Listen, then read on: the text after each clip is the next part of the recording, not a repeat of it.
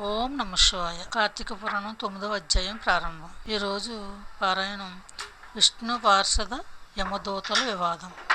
ఓ యమదూతలారా, మేము విష్ణుదూతలం వైకుంఠము నుండి వచ్చితిమి. మీ ప్రభువుకు యమధర్మరాజు ఎటువంటి పాపాత్ములను తీసుకొని రమ్మని మిమ్ములను పంపెను అని ప్రశ్నించిరి. అందులకు జవాబుగా యమదూతలు, విష్ణుదూతలారా, మానవుడు చేయు పుణ్యాదులను సూర్యుడు, చంద్రుడు, భూదేవి, ఆకాశం, ధనంజయాది వాయువులు రాత్రింబవళ్ళు సంధ్యాకాలము సాక్షులుగా ఉండి ప్రతిదినము మా ప్రభువు కడకు వచ్చి విన్నవించుచుందురు. మా ప్రభువులు వారి కార్యకలాపం చిత్రగుప్తునిచే చూపించి ఆ మనుజుని అవసాన కాలము మమ్ము పంపి వారిని రప్పించెదరు. పాపులు ఎటువంటి వారో వినుడు. వైదోక్తి సదాచారం విడిచి వేదశాస్త్రములు నిందించువారును, గోహత్య, బ్రహ్మహత్యాది మహాపాపములు చేసిన వారు, పరస్త్రీలను కామించిన వారును, పరాణభుక్తులు, తల్లిదండ్రులను, గురువులను, బంధువులను, కులవృత్తిని తిట్టి హింసించువారును, జీవహింస చేయువారు, దొంగ పద్ధతులతో వడ్డీలు పెంచి ప్రజలను పీడించువారు, శివహత్య చేయువారును, శరణవాన్ని కూడా వదలకుండా బాధించువారు, చేసిన మేలు మరిచిన కృతజ్ఞులను, పెండెండ్లు శుభకార్యములు జరగనివ్వక అడ్డు తొలగేవారును, పాపాత్ములు వారి మరణించగానే తన కడకు తీసుకువచ్చి నరకమందు ప్రడదోసి దండింపుడు మా యమధర్మరాజు గారు ఆజ్ఞ అది.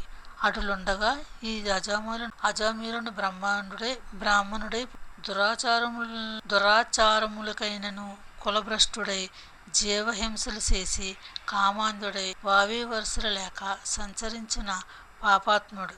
వీనిని విష్ణులోకమునకు ఎట్లా తీసుకొని పోవుదురు అని అడుగగా విష్ణుదూతలు, ఓ యమకింకరులారా, మీరంతా అవివేకులు, మీకు ధర్మసూక్తములు తెలియవు.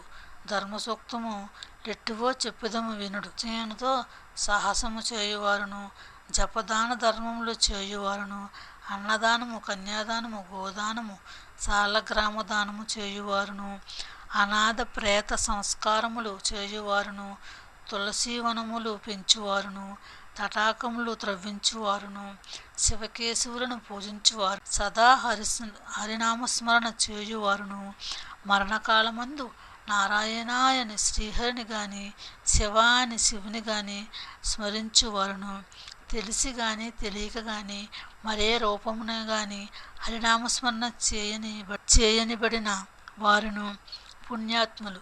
కాబట్టి ఆజామిరుడు ఎంత పాపాత్ముడైనను మరణకాలమున నారాయణాయని స్మరించుచు చనిపోయాను గాన మేము వైకుంఠమునకు తీసుకుని పోవుదుము అని పలికిరి.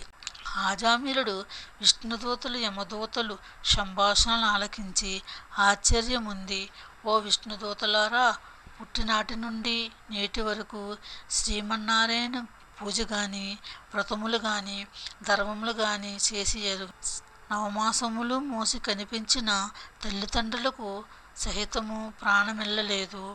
వర్ణశ్రమములను విడిచి కులభ్రష్టుడినై నీచికులు కాంతులతో సంసారం చేసి నా కుమారుని యందున్న ప్రేమచే నారాయణ యనినంత మాత్రమున నన్ను ఘోర నరక బాధల నుండి రక్షించి వైకుంఠమునకు తీసుకుని పోవుచున్నారు. ఆహా, నేనెంత అదృష్టవంతుడను! నా పూర్వజన్మ సుకృతమును, నా తల్లిదండ్రుల పుణ్యఫలమే నన్ను రక్షించినది అని పలుకుచూ సంతోషముగా విమానమెక్కి వైకుంఠమునకేగెను. కావున ఓ జనక చక్రవర్తి, తెలిసి గాని తెలియక గాని నిప్పును ముట్టిన నెట్టుల బొబ్బలెక్కి బాధ కలిగించును. అటులనే శ్రీహరిని స్మరించిన ఎడల సకల పాపములను నశించి మోక్షము నొందెదరు. ఇది ముమ్మాటికి నిజము. 9వ అధ్యాయము 9వ రోజు పారాయణం సమాప్తము. ఓం నమ శివాయ. ఓం లక్ష్మీనారాయణాయ నమః. ఓం విష్ణుదేవాయ నమః. ఓం కార్తీక దామోదరాయ నమః. రేపటి 10వ అధ్యాయంలో మళ్ళీ కలుసుకుంటాం.